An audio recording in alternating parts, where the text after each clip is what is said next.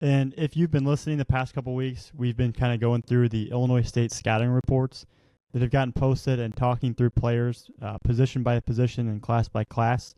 So this week, we're going to be talking about the pitchers and specifically the 2026 pitchers. We release it as a right-handed pitcher story and a left-handed pitcher story. Today, we are just going to talk through the 2026 pitchers, both right-handed and left-handed, and we're trying to get guys that were not ranked in those stories. So guys that were not ranked in the 2026 pitcher stories. So if anybody wants to start us off, feel free. I'll kind of kick it off to you guys. I got a handful of names, but I'll mention my first one and then we can talk about the other ones later. But one arm that I loved from the event that is still uncommitted, in Jaquez from Oswego.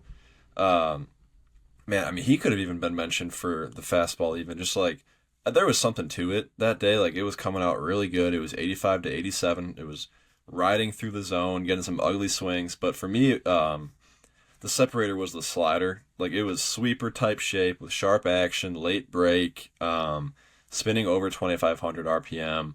And he was even showing a changeup too. And he was showing similar shape to the fastball, but he was killing spin on it.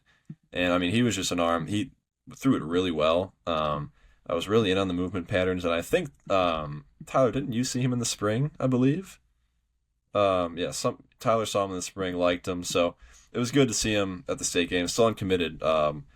He's probably one of the first arms I think of. Like if a coach texted me and said, "Hey, I need a 26 uncommitted arm," he'd probably be one of the first I'd mention. I'm gonna go with right-handed arm Jackson Heidemann out of Harlem. He just recently committed to Madison JC, I believe a week and a half ago, around that time frame, but.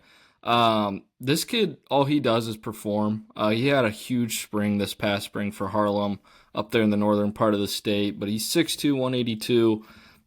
Deception life out of the hand with his fastball. Like, Heyman, you were talking about another guy who could have been mentioned in best fastball category. Like, Heidemann probably has a gripe there. At state games, he was 85 to 87, but competing in the zone with both his fastball and his curveball. I felt like the curveball was showing a ton of depth and makes for a high-quality secondary offering. So Jackson Heidemann's my guy here.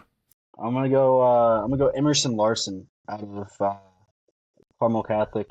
Recent Quincy commit, 6'6", 257 build. Was up to 89 on the mound. Was really lethal during his outing on my field.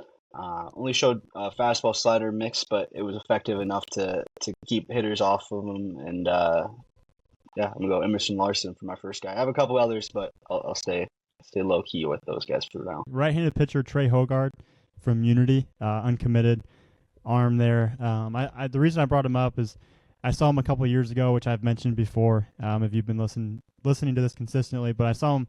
I think it was 2023. He was a freshman. Low 80s guy, but it was kind of interesting. Fast forward to this past summer at the state games, he was 85 to 88, averaged 2,400 RPM on the fastball, 74 to 76 mile an hour slider, averaged 25.56 RPM on that. Also threw a changeup as well, but he's got a pretty quick arm.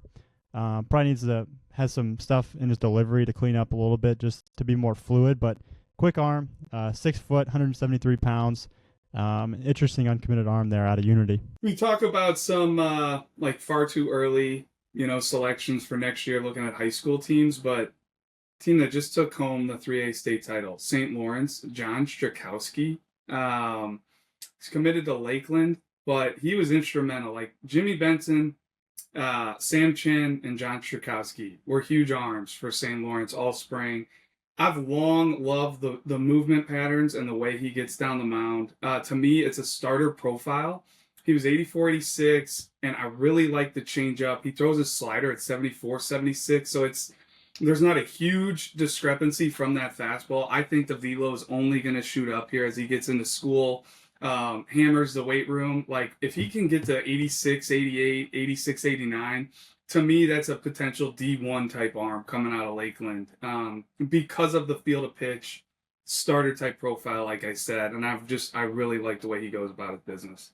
I can add one more uncommitted arm that I really liked from the event, a left-hander, Callum Morrison from Lake Forest. He's another one that I've seen in game that I've really liked. He can, throw 3 pitches for strikes. I really like the fastball and the changeup. But at this event, he was 83 to 86. We've seen him up to 88. Kind of got that natural arm side run to it, like a 3/4 slot. The changeup is kind of in that 75 to 77 mile an hour range. Kills some spin, but it's got like the depth and the arm side movement to it, similar to the fastball. And then the slider's got like a shorter, more bullet shape, but he's just an arm I've liked for a while. I feel like he deserves a mention, being uncommitted as well. Yeah, I'll throw in TJ Heatherly. He's an uncommitted arm from Galesburg. He showed well during the event. Just another physical arm, right-handed arm. Was up to 88 during the preseason Peoria ID. At this event, he was mid-80s. Just another uncommitted right-hander from Galesburg that showed well. Kept hitters off the barrel, and yeah.